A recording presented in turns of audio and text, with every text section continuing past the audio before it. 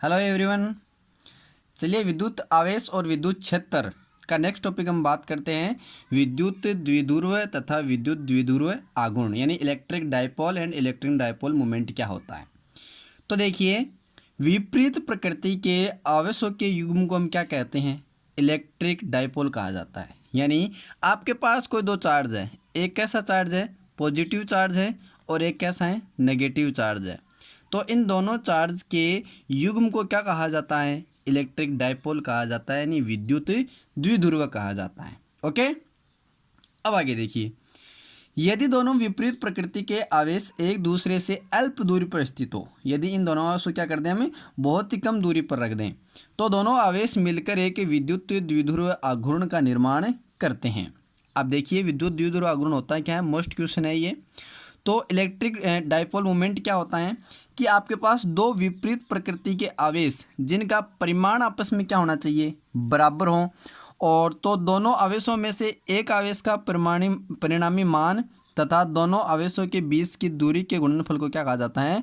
विद्युत द्विध्रुव आघूर्ण कहा जाता है। देखो, एग्जाम में कई बार क्वेश्चन पूछा जाता है कि विद्युत द्विध्रुव आघूर्ण जो उसकी शर्त क्या है, तो मेन उसकी शर्त ये है कि उसमें दो चार्ज होने चाहिए। दोनों कैसे होने चाहिए? विपरीत प्रकृति का होना चाहिए, यानी एक पॉजिटिव होना चाहिए तो एक नेगेटिव होना चाहिए, और साथ में इनका परिमाण भी क्या होना चाहिए? समान होना चाहिए। फॉर एग्जाम्पल, यदि ये +5 कूलाम का है तो ये क्या होना चाहिए? -5 कूलाम का होना चाहिए। ठीक है, तो इन दोनों में से किसी भी एक का परिमाण और इनके बीच की दूरी के गुणनफल को हम क्या कहते हैं? इलेक्ट्रिक डाइपोल मोमेंट कहते हैं, और सामान्य इसे पी अक्षर से निरूपित किया जाता है।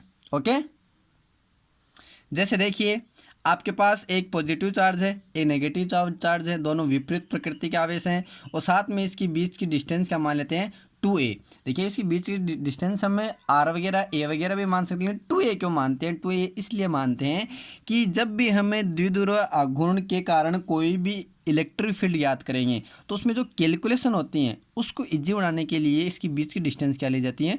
2a ली जाती हैं। क्योंकि जब भी हमें इसके कारण इलेक्ट्रिक फील्ड याद करेंगे तो कोई भी पॉइंट की यदि हम दूरी को मेजर करेंगे तो इसके मिड पॉइंट से करेंगे, यहाँ से। तो यहाँ से करेंगे, इसका मतलब ये a बच जाएगी, ये बच जाएगी, जिससे हम कैलकुलेशन में आसानी हो जाएगी। वैसे इसमें कोई फर्क नहीं है। तो इसकी बीच की दूरी क्या है? 2a है। तो इलेक्ट्रिक डाइपोल मोमेंट क्या कहता है कि किसी भी एक आवेश का परिमाण, तो P से डिनोट करते हैं हम, किसी भी एक आवेश का परिमाण यानी Q लिख दिया, और किसका गुणनफल है? और साथ में इसकी बीच की दूरी का गुणनफल यानी 2a। यानी आपके पास ये एक फॉर्मूला हो गया इलेक्ट्रिक डाइपोल मोमेंट का कि P = 2qa या फिर Q2a, कुछ भी लिख सकते हो। ये क्या होता है? हमारा इलेक्ट्रिक डाइपोल मोमेंट का फॉर्मूला होता है। जैसे एग्जांपल है, जैसे H2 है और HCl है। ठीक है, ये जल और आपके पास हाइड्रोक्लोरिक अम्ल है।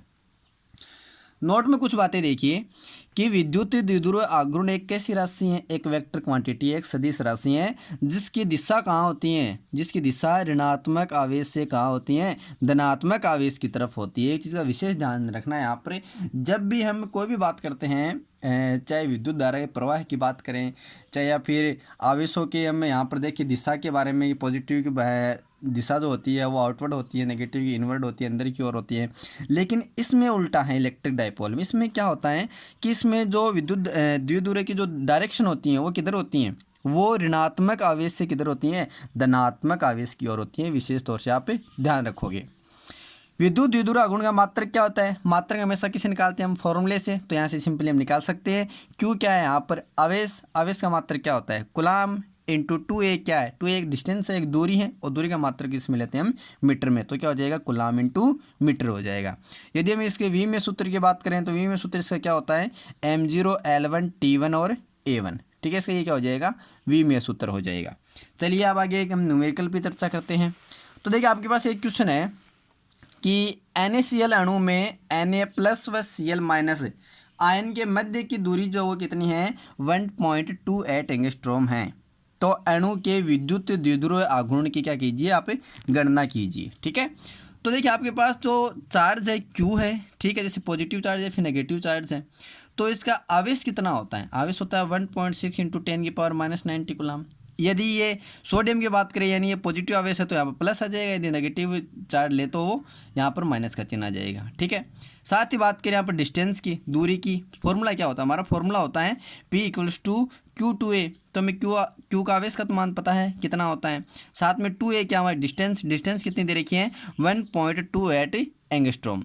अब 1 एंगस्ट्रॉम बराबर कितना होता है, ये साइड में आप लिख लीजिए कि 1 एंगस्ट्रॉम बराबर कितना होता है 10⁻⁻10 सेंटीमीटर होता है। ठीक है, तो यहाँ पर हमें इसको मीटर में, ठीक है, ये मीटर होता है।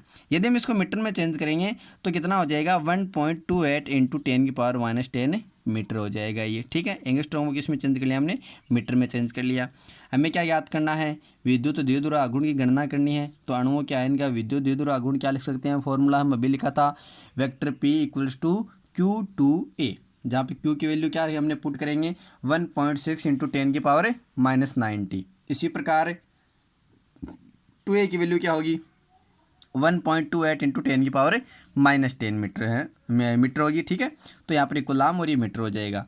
तो यहाँ पर कैलकुलेट करेंगे तो 10⁻90 और 10⁻10 दोनों कितनी हो गई 10⁻29। ठीक है, और जब हमें 1.6 इंटू को इसको मल्टीप्लाई करेंगे 1.28 से तो कितना आएगा हमारे पास से 2.048। तो हमारा फॉर्मूला जो हमारा आंसर जो है वो क्या आ जाएगा P = 2.048 × 10⁻29 कूलाम मीटर। ठीक है, ये क्या हमारा एक न्यूमेरिकल हो गया जो नॉर्मली से क्वेश्चन फॉर्मूले पर आधारित था। ठीक है, चलिए आपके लिए एक क्वेश्चन दे रहे हैं, आप कमेंट करके बताओगे कि निम्न का परिणामी विद्युत द्विध्रुव आघूर्ण ज्ञात करो आप। यानी आपके पास एक पॉजिटिव चार्ज है, नेगेटिव चार्ज है, तो आप थोड़ा सा दिमाग लगाना आपको यहाँ पर कि यहाँ से लेकर यहाँ की डिस्टेंस कितनी दे रखी है D, यानी आप वहाँ पर क्या दे रखा है, अब यहाँ पर 2A की जगह आपको क्या दे रखा है D दे रखा है। तो फटाफट कमेंट करके बताइए कि इसका आंसर क्या होगा। तो फिलहाल इस वीडियो में इतना ही।